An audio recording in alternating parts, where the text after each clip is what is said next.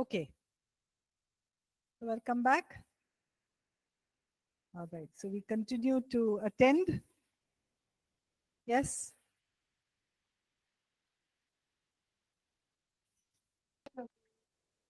Sorry.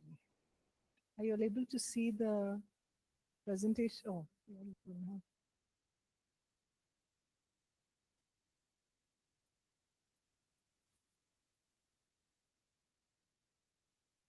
okay. So the next thing that we're going to be, so what all did we say was attending? Attending. First one was, well, how all do we attend?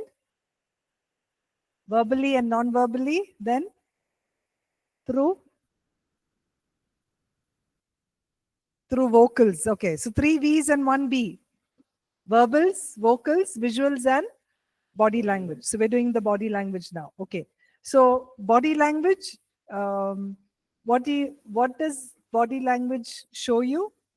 It's describing, or it's showing you, it's giving you some messages, right, about the person, or even your own body language. So this is all basically from the counselor's point of view. Your body language also is conveying something to the other person. Your gestures, your expressions, your appearance is conveying something. It's conveying either you're interested in them, or it's conveying that you are present. Okay. So what are some things that you need to keep in mind? It is to have a open, relaxed, and an attentive body posture. How do you have an open body posture?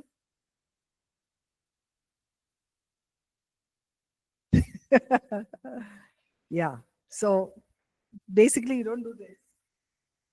Okay? Open body posture is where you have your shoulders open, your hands open, your legs down. What is a closed body posture? Yeah. Putting your legs together, closing your hands, right? Maybe covering your face. All of that are closed body posture. So you have an open posture. You lean forward slightly. What does that show? You show interest, right? But when you sit like that, relaxed, it's like you're in the beach, no? Okay, so it's showing that interest. Using gestures like, what kind of gestures can you use when you're talking to people? Huh? Nodding. Nodding. What else? Huh? Smiling. Okay. Shaking the head is nodding. Okay. What about your eyes? Your eyes have The so volume is low, sister. No, it is not. volume. You can't hear me? We can hear very well. Okay, Gertrude, probably check your speaker. Okay, so where were we? Yeah, eyes, right? So your eyes speak a whole lot of things, right? How do you show interest? I know how. Show me. How do you show interest through your eyes? Yes. Triangle? Yeah. So you maybe put your eyebrows up and do that. Okay. How do you show anger? How do you show anger? Or you bring your eyebrows together? Yeah.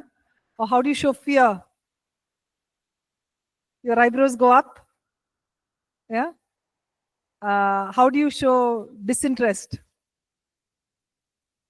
So you see so much of expressions come on your face, and that really helps in counseling. You're not doing a drama here, but what I'm trying to say is that it really, really helps in engaging the person. Okay.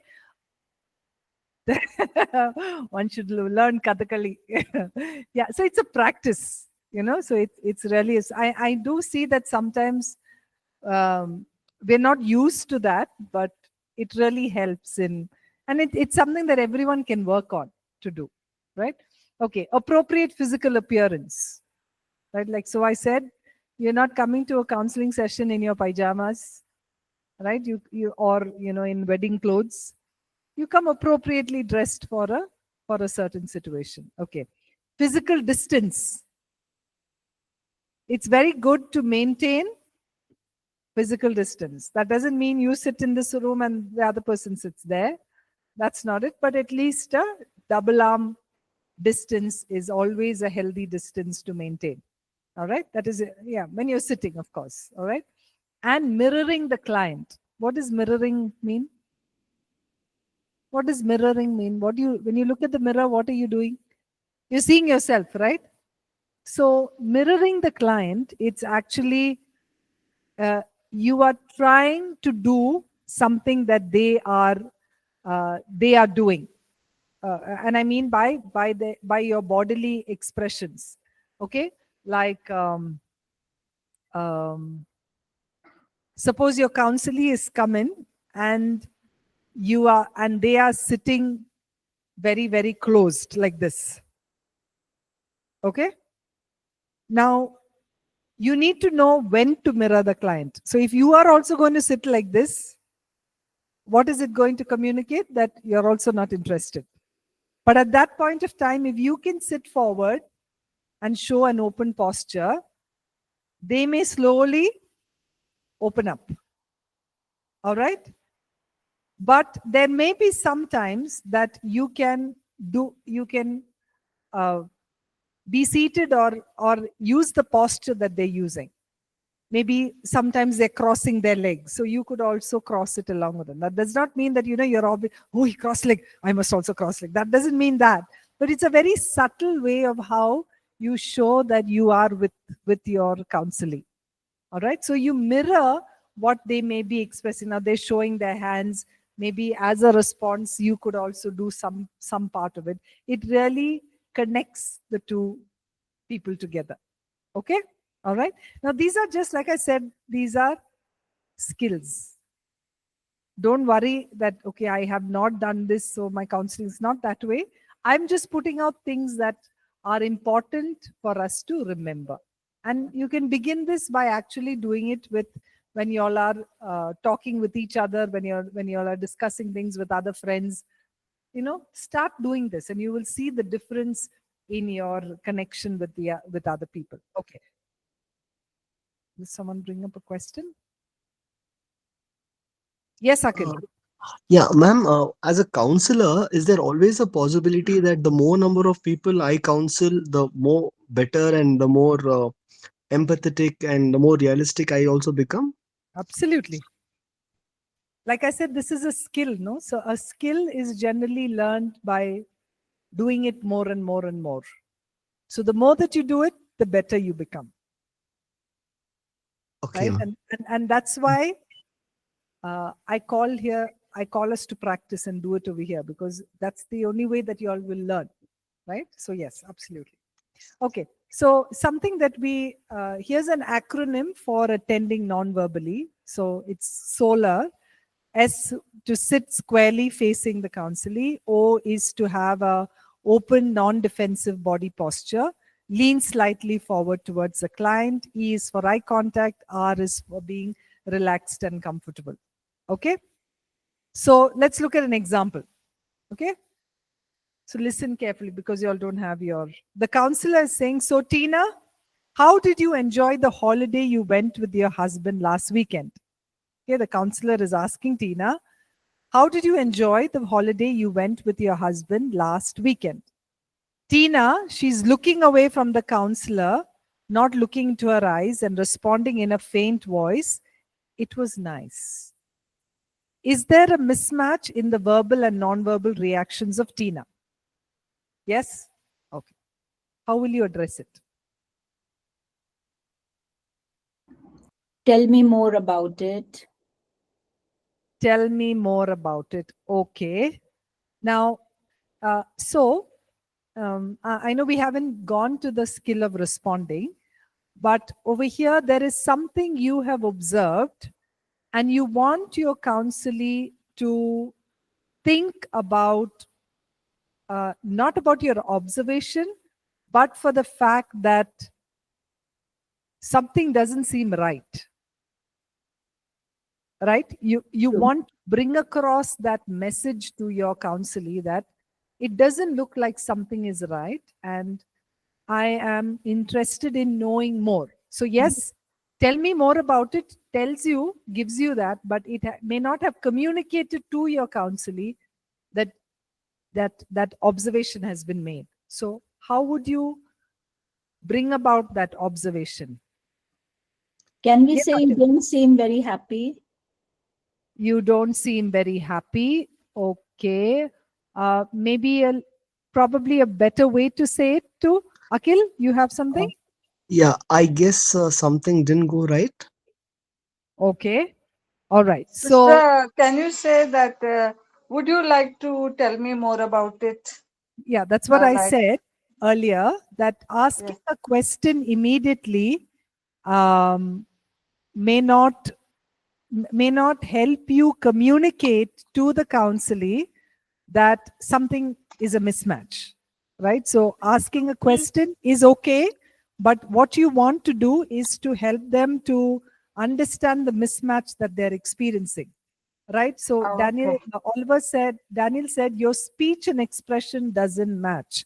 Okay, so we've got to be a little bit more sensitive as we are bringing something like this out. Okay, so so in a case like this, I may say, well, you just shared that you had a good time and that it was nice.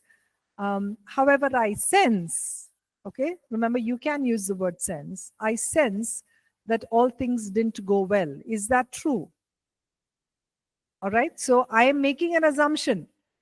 Even though I may see a mismatch, I'm making an assumption, and I want the counselee to come back to confirm or give me clarity about my assumption. So I say, I sense that all things didn't go well. Is that true? She'll say, yes, it didn't. Then you can ask the question, would you like to tell me more? Right? Because you want your counselee to come to terms or understand that I'm not okay. I'm not all right. Right? And when it comes from within them, it becomes a lot more personalized again. Okay? So yes, questions are okay, you can ask, but connecting it back to the emotion because you've seen something is always important to respond to. Okay? Does that make sense? Okay. Role plays. How do we do role play now? I can have one person come and sit here so that everyone can see. Okay. So which one shall we take? There are three that I've put here. A very depressed young woman sits in front of you, not saying a word and not looking at you. How will you attend? That's one. Or a nervous and scared teenager is forcibly brought by her parents to you. Or a suspicious wife sits in front of you, quiet worry of your gender prejudice. Let's take the first one. A very depressed young person sits in front of you, not saying a word and not looking at you. How will you attend? Okay, who's going to come? Asapu, ma'am, Asapu, you have been nominated. nominated unanimously.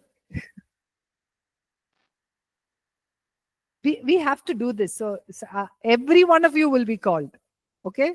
So the faster you do it, the better it will be. Come. Huh? Prem finish. Now comes to you, Asapu. Asapu, this may be the simpler ones to do, Asapu. Come quickly. Come. This is learning. Come. Very good. Come. This is learning. Okay. Don't worry. So I'll give. So Vimal is coming. Let's give him a big hand. What do you have to do?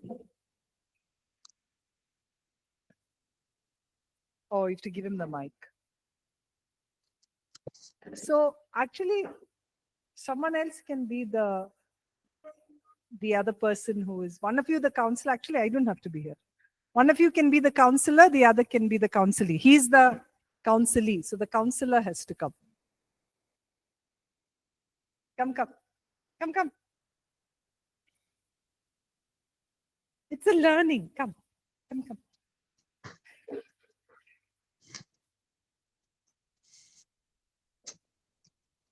You sit, I'll stand. Come, sit. Okay. So you're the counselee. Okay, so you're a very depressed person. Okay, I want you to, if you're depressed, what do? You generally look down. You're not doing, you don't feel like talking. So that's how you are. You're the counselor. He's come to you for help. So we're doing only attending skills. So how will you get him to maybe talk a little? Sister louder, sister not able to. Okay, so Vimal is the counselee who's a depressed person and has come to Komal here, and he's going to get him to talk. Okay, so we're We just cannot looking. see both of them. We cannot see. You cannot see. Maybe you can off the screen share that. Oh, part. okay. Yeah. Oh.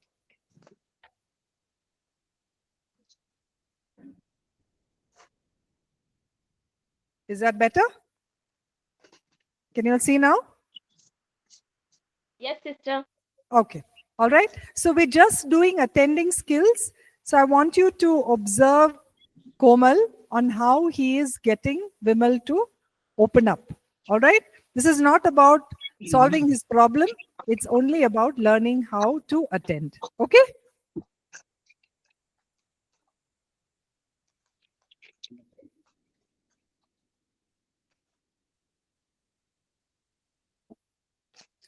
Hello, Bimal. How are you?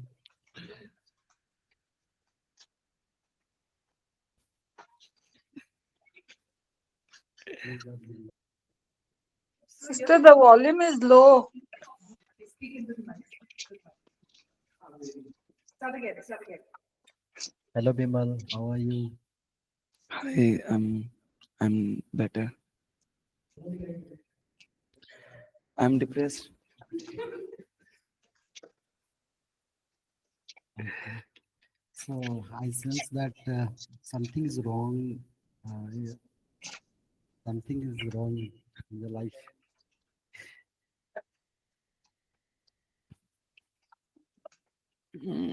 Yeah, Would you like to tell me something about what you are going through, or something is there in your life?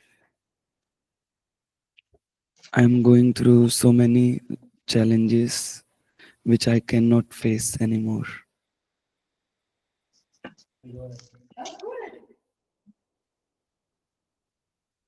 So So don't worry about the questions, about how you can attend to, okay?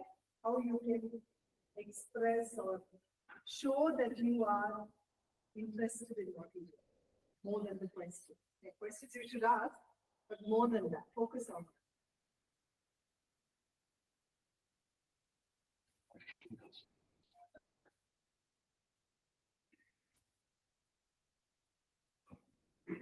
would you like to explore more? Yeah, so many challenges I'm facing. Like here, nobody is my friend. I'm not finding anyone close to me, and I'm missing my home. I can understand what you're going through, like being alone, and you are missing your home, and you're feeling like depressed because no one is your friend. So uh, Okay, give him a hand. Very good. Okay, that was it. No, you can go. Okay, I'm going to, I'll do a bit of a demonstration, okay? All right. So I'd like you to be as sad as possible. Okay? All right.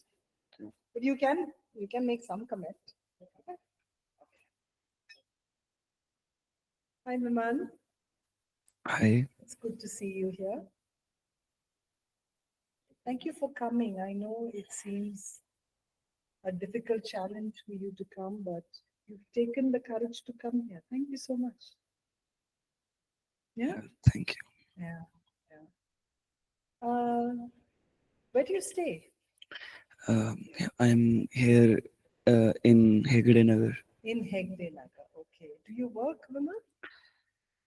No, I don't do work, but I'm doing my studies in You're college. studying. Okay. Wow. Yeah. What do you study? I'm studying in APC Bible College, theological. You do theology. Oh, nice. Do you like it? Yeah, I want to do that. I like that, but the things are going like I'm not able to like manage. So you have some challenges there as well? Yeah, there are a lot of challenges. Okay. It seems hard for you. Does it seem hard that you have to manage so many things altogether? Yes, so many things. Yeah, I can see that you're a little disturbed, you're a little upset about these things. Yes, Okay. All right. Despite that, you've come here because you wanted to talk about this. yes. That's nice. I really appreciate that you've taken that courage. What are you hoping for from our conversation together? What are you hoping to get? I don't know how to interact with people, and it is very difficult for me to talk. I feel like very sad because no one is my friend there, and I'm just alone, and no one wants to talk to me. You feel very lonely? Yes, full time I'm just feel like I'm alone, and I miss my home. That must feel really, really terrible. So much so that you've been here, you want to learn, but still you feel very isolated, alone, and so much so that you miss your home. Yeah. Yes. Okay, let's stop. All right.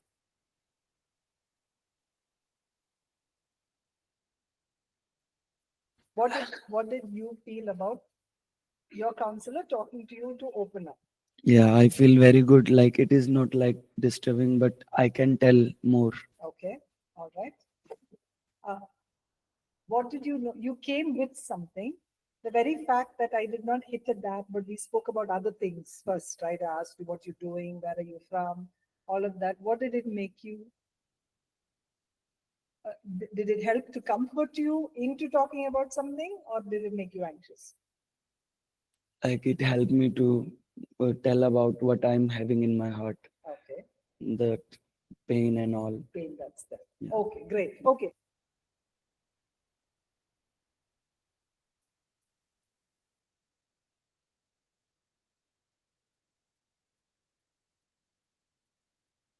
Not audible, sister.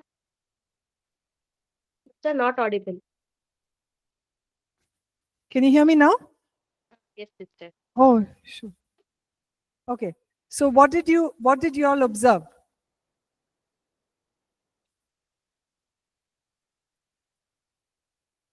Making him confident to share his thoughts, No, comfortable.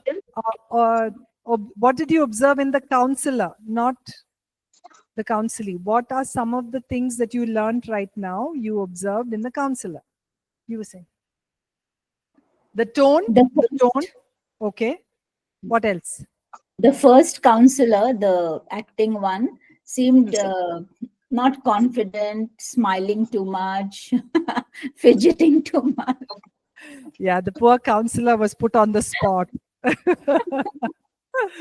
And he's on trial. So he was, yeah.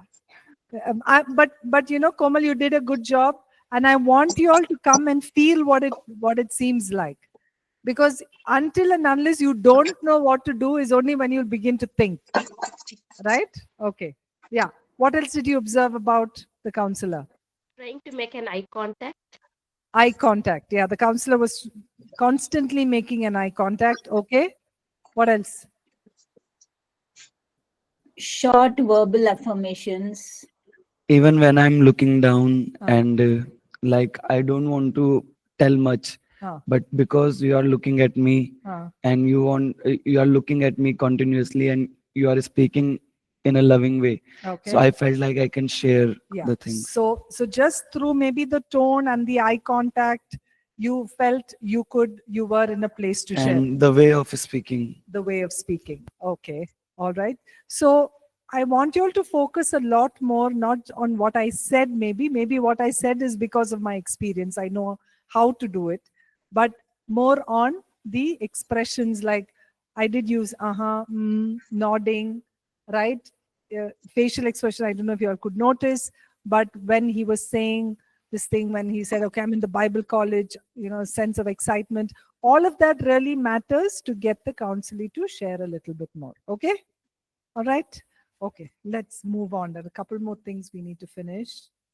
I'm just going to present it once more.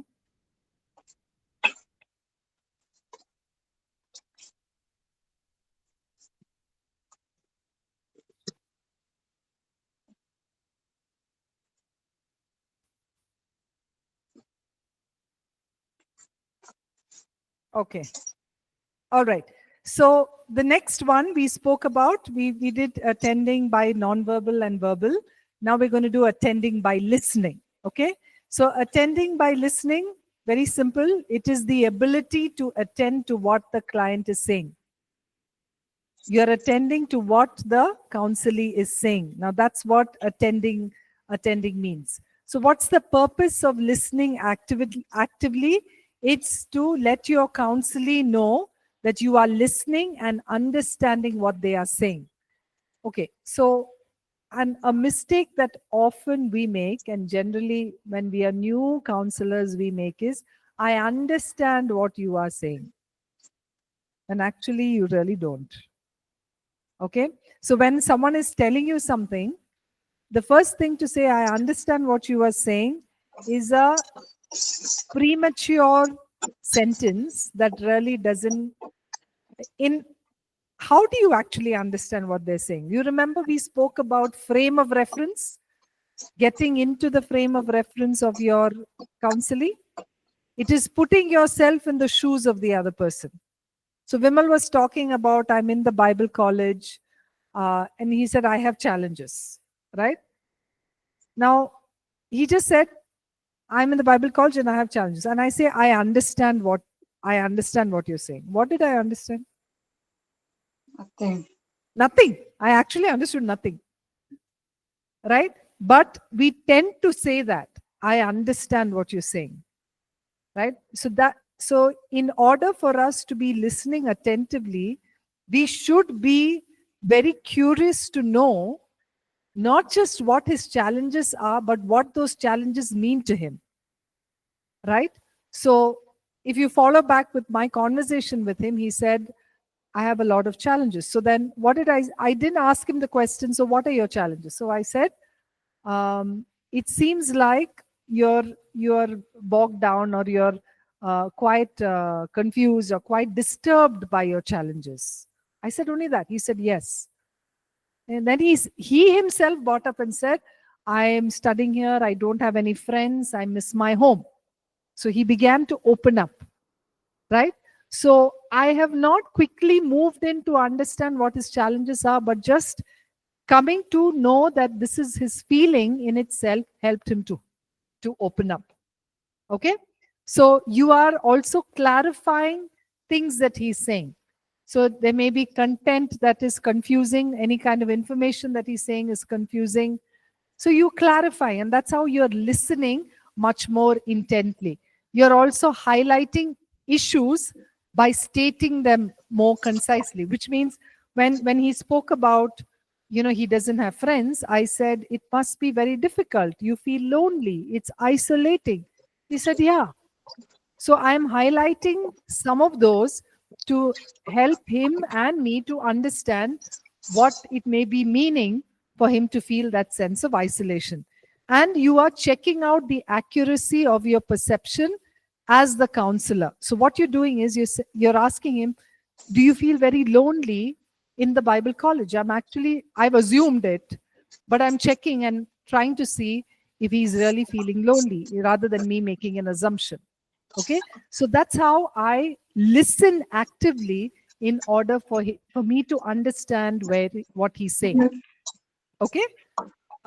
Yeah. So there are certain skills of active listening, which is paraphrasing, clarification, reflecting feelings, and summarizing. Okay. There are 4 that are there: paraphrasing, clarification, reflecting feelings, and summarizing. For y'all, for both the e-learning students and for y'all, I'll put up an extra video today, which it is a demonstration. It's a video that you can see of how it is a wrong way of doing and a right way of doing. Okay, so some of these skills are there. There may be a lot more of skills. Don't worry, you can see the whole video, and maybe in your next class, some of them would also pay a little bit more of attention. Okay, so let's go through each of these. Paraphrasing. What does paraphrasing mean? You must have done this in your English class, no, in school? To paraphrase. What is paraphrase? There is one long story. You have to say it in 3-4 lines, right? So you're paraphrasing, not summarizing. You're paraphrasing. So it is to really express back to your counselee what they are saying. So you're actually capturing the essence of what they are saying. That's what is paraphrasing is. Why is this active listening? Because like I told you, your counselee may be telling you an entire story. You will get lost if you do not in between attend by paraphrasing. You will get lost, right? So while you're paraphrasing, you're actually bringing about important contents back to them. So here's an example, okay? This is not really a paraphrasing, but I won't be able to put the whole thing down on a screen. So the counselee says, I'm really doing my best to get on along with my friends. So what is the counselor saying? You're trying very hard to be friendly with them. So all that the counselor is doing is to rephrase certain words that the counselee has used, just to help them see that you are alongside with them. That's what paraphrasing is. Okay? Next one. How is it done? You are basically restating the ideas and the facts that your counselee has brought about. You are rewording the crux of your counselee's message. Someone has their video on, their audio on. Would you all put it on mute, please? I don't know who it is. Gertrude also. Okay, Gertrude, I think it's yours. Just put off your, just mute your audio. Yeah. So you're basically using fewer words without really changing the context or the meaning of it. Okay. Remember, you're not parroting. You're not saying the same thing the counselor is saying, but you're saying it in another way. Like Vimal said, I don't have friends. I feel very lonely. I'm all alone there. So I said, it seems like you're all alone. You miss your family. So I've just rephrased it a little bit so that I let him say, hey, I'm still listening. I'm still here with you. Okay. All right. So here's an example. I'm so sorry you all don't have your thing, but yeah, I'll have to read that out. So the counselor is saying, I don't know about her. One moment she's really friendly, and the next time I see her, she's totally cold. So the counselor says, you haven't experienced her as being very consistent. Okay? You're just paraphrasing what your counselor said. The client then says, every moment there is something new to do. There must be 10 different things going on at the same time. So the counselor says, there are a lot of activities for you to choose from. Okay. Another example, the counselor is saying, he's really crummy. His degree is from a non-accredited school. He had very little training and he has a poor relationship with his wife. So the counselor is saying, you don't think he's very competent?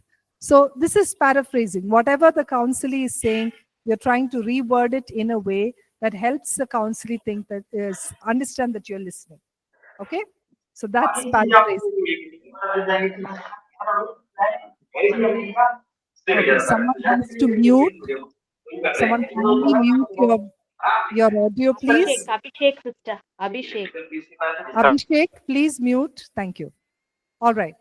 So here are some phrases that you can begin to say for paraphrasing. Yes, you can say, so what I hear you saying is, it sounds like you, or like I said, I sense this, if I understand you correctly, or you are telling me that this is this. So these are certain words or phrases that you can use to paraphrase. All right.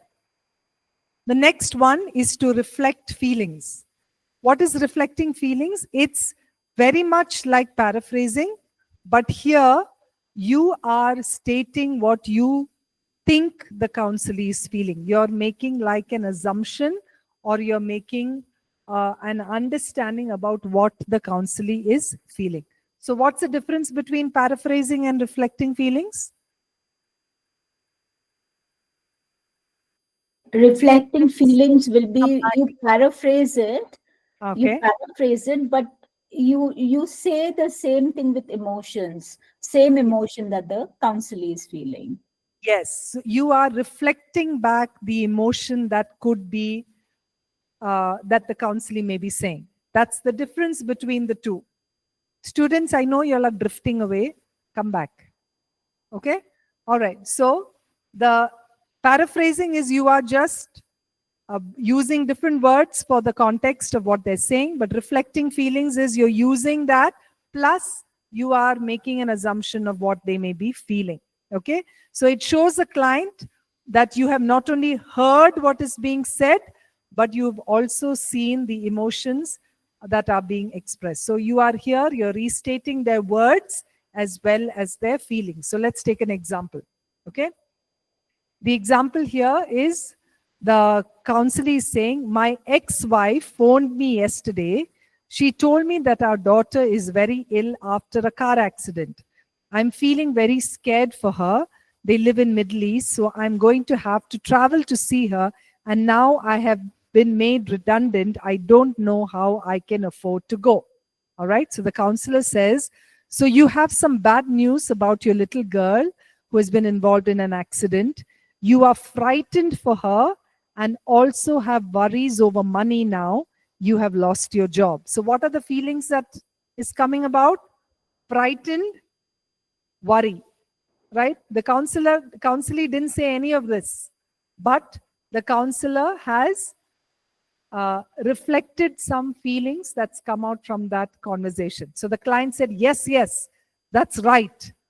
Notice the counselor does not offer advice or start asking how long and he and his wife have been separated, but reflects the emotion of what is being said, frightened. You got that? Right? So that's what the counselor has done. Yes, Lucy, you have a question? Yes, sister. How did the counselor pick up that emotion of worries over money, sister, while the client was speaking? So he says, right, they live in Middle East. I'm going Okay. to have to travel to see them.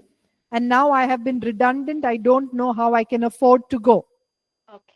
Okay, sister. Right? So there are issues with money. And so the counselor here has assumed that he has worries over money and he is frightened, right? So if Thanks. you as a counselor, your assumption is wrong, the counselor will say, no, I'm not worried. I'm only whatever, something else. But that's okay. What you're trying to do is you're building your understanding about where they're at. So you don't have to be always right about their emotion. You have to express what you're sensing, and your counselor will put you on track about the emotions. Okay? Yes, sister. Thanks. All right. I'm not doing okay, I should maybe do the practice. Okay. So here's a counselor saying something. Okay, this is a practice. So many things are going on right now. I have a hectic semester that has started. My dog is sick. My mom is sick. I find myself running around trying to take care of everything. I'm not sure I can take it anymore. Reflect feelings. Once again, I'll say, so many things are going on right now with me. There's a hectic semester. My dog is sick. My mom is sick. I find myself running around trying to take care of everything. I'm not sure I can take it anymore. So, what do you sense is the feeling? Huh? Worry, frustration, not being able to focus, Quite challenging. challenging. What else? Overwhelming. Yeah, okay. Now use this in a sentence and reflect back. I understand that it's quite challenging. I understand. No. Remember, we said avoid using I understand. You have too many things on your plate. Okay. And you don't know how to take care of all of it. Okay. The emotion has to come in, Natasha. Yeah, yeah. Oh, so you're saying that you have too many things on your plate and you are worried how to take care of all of it. Very good. Yes. The word worried did it. Yes. Or, so Lucy, you said, I understand you have many challenges. Instead, you can say, I see that you are overwhelmed with so many challenges and that you do not have a clue on how to take this forward. Yeah? Yes, Or sister. you find yourself feeling frustrated that you have to be running around for so many things and you have no idea how to get it done. Okay? So you can use it in any way, but reflecting feelings is you pick up the most important feeling that you're hearing and reflect it back. You get that? You get the idea?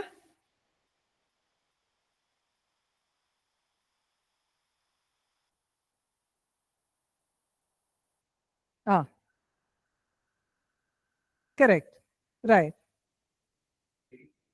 Yeah. Same thing in Hindi. See, the thing is, you're right, because in our culture, we don't talk about feelings. But in counseling, that's the difference with you talking to a family or a friend or a stranger. It's only facts that being shared. But in counseling, you are connecting your facts with your thoughts, with your feelings, with your emotions, and bringing life to it. Because nothing, and I want to specify this much that you cannot separate a person's life from their thoughts and their feelings. Separate a person's circumstances from their thoughts and their feelings. Right? Like, for example, think of something you are personally going through. Maybe let's say someone in the family is very sick. There may be practical suggestions, that's right. But someone who connects with you to know your pain has actually connected better with you. Right? So I may say something like, Biju, it seems really hard for you to manage all of this also with the illness of your family member. You must be going through a whole lot of pain, even as you are practically. So you know that I have understood you a lot more than just saying, oh, why don't you go to this hospital, this doctor, do that surgery, this surgery, or go pray. More than that, I've connected with you emotionally. No matter what culture we are in, you can never separate thoughts, feelings of a person with what their circumstances. Yes, that's a relationship. Otherwise, it's just it's an acquaintance. When we don't get into the thoughts or the emotion part of it, it's just.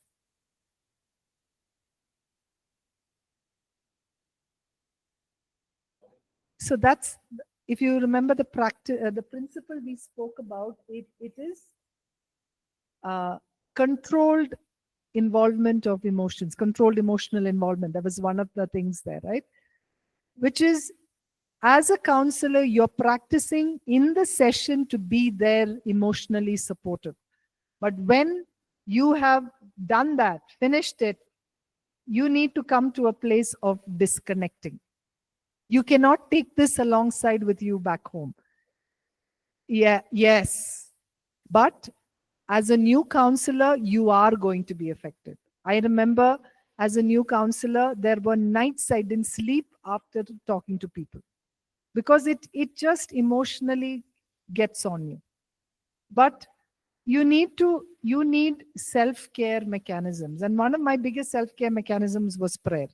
I said, Lord, this is yours, not mine anymore. But when I'm there, help me to be connected and associate. But after that, it's yours. So you're right. It has to come to that place of having that healthy disconnection. Okay. All right. Okay. The next one is clarification. So in clarification, what you're doing is you're clarifying what you thought you heard, and you learn whether you were right or wrong, and then ask questions to clarify. Okay? So it's basically you want to know more about their story, and you are showing genuineness on your part to understand better. Right? So that's what clarification is. So phrases for clarification that you can use: I'm not quite sure I understand what you are saying. Would you describe this to me a little bit more? Or I don't feel clear about what your main issue is here. Or when you said dash, dash, dash, may I know what you meant? Or could you repeat something? So these are all phrases for clarification, which actually shows the person that you are really listening to them. Okay? The last one is summarizing. Now, what is summarizing? It is putting everything together. The context, the feelings, the issues, everything together. It's like making a summary of their entire situation and bringing it back. And this is what I generally do at the end of a session. You know, today we spoke about this. You told me that you feel this. You told me that you think about this, and this is what you would like to work on, A, B, C, D. It's like you're wrapping up something so that you are ready for the next one next week, right? Like how we do a summary. What did we do this class? We did A, B, C, D. You know, we did this, and these are things that we're going to do. It's a summary. All right. All of this is important because it helps them to listen better. Okay, I will move away from all of this. Okay, so we'll just take the example. It's when a counselee is a young girl. At the beginning of the session, the counselee says, I don't understand why my parents can't live together anymore. I'm not blaming anybody, but it just feels very confusing to me. Near the middle of the same session, she says, I wish they could keep it together. I guess I feel like they can't because they fight about me so much. Maybe I'm the reason they don't want to live together anymore. So here's the counselor summarizing. Earlier today, you indicated you didn't feel like blaming anyone for what's happening to your parents. Now I'm sensing that you're feeling like you are responsible for their breakup. So, you know, the entire summary happens in these 2-3 lines about what is being said. Okay? All right. There are some phrases that you can use for summarizing. Here are the key ideas you have expressed today. Today we have discussed the following issues. Based on our discussion, you and I agreed that such and such. Remember, you should, whatever. What I have heard you say so far is dash, dash, dash. These are certain introductory phrases that you can use for summarizing. Okay? So every session will have summarizing. Yes, it's good to have a summarizing over every session. Okay. Okay? Okay, this barriers to listening we will do the next time. Okay, and the last one is attending by observation. Observation is paying very close attention to the behavior of your counselee, because a lot of information can be got out from that. While interpreting nonverbal behavior of the counselee, remember you need to check if you are making the right kind of judgment. All right, because it can mean very many different things. So, okay, I don't know if this is there in your notes. Interpretations, is that there in your notes? It's not there in your notes, right?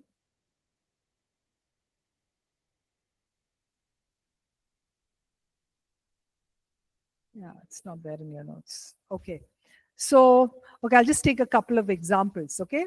Possible interpretations. Let's look at some interpretation. Okay, if a person is not looking at you, what could it mean? Not interested, okay? It could also mean that they are withdrawn, all right? If they're looking down or looking away, what could it mean? Sad, okay? They could be anxious, all right? Okay, if they have, let's say, someone's mouth and eyes are open wide, what does that mean? Wondering, okay? You're And surprised. surprised, okay? There's a sudden surprised, okay? If you've got your eyebrows, together like this, Disapproval. disapproval, okay? Or an irritation or an annoyance, yeah? Mhm. Don't want to tell, okay? All right. Okay, let's look at some shoulders or arms. If you have shrugging shoulders, what does this mean? I don't know. I don't care. Right? That could mean that. Okay. Certain movements in legs, foot tapping or foot. A lot of students do this, no? What does this mean? Attitude. Huh? Attitude. Attitude. Restless, sister. Restless. Restless, yes. When people keep knocking their knees or things, that shows restlessness. Yes, Asapu? Okay. All right. Then other body movements. Let's say leaning forward shows. I said that. Attentiveness. Okay. Then rocking or repetitive movements. What does this mean? Feeling bored? Interesting. Sorry? Disinterested. Yeah. So generally, rocking movements means, you're trying to take away your own boredom, right? That's what it generally means. Okay. So what do you observe? Here are some things what you observe is the way your counselee is attending back to you. That's what you observe. The way your counselee appears in the counseling session, and non-verbally. You are listening, you're observing what they are saying non-verbally, as well as certain phrases that they may be using verbally. Okay? So these are some of the things that we will, you need to keep practicing. This is not a theory class. This is a terrible theory class. It has to be more a practical class. Okay? But as we keep going on, I'm hoping that we will have a lot more of practice that we can do through this. Okay? All right? Okay. So think of questions. Come back with questions next week. Please see the video. I will post a video for you. Please see that video. In your notes, there is homework. You see that, no? You see homework, right? In your notes, there's homework. Please attempt it. Next week, we will discuss a few of them. All right. Let's just quickly pray. Heavenly Father, we just thank you, Lord, for all that we learned. Lord, we ask, God, that we need your grace. We need your ability, Lord, to pick up some of this. Teach us, Lord, on how to do that. May we really express interest in the people we're talking to.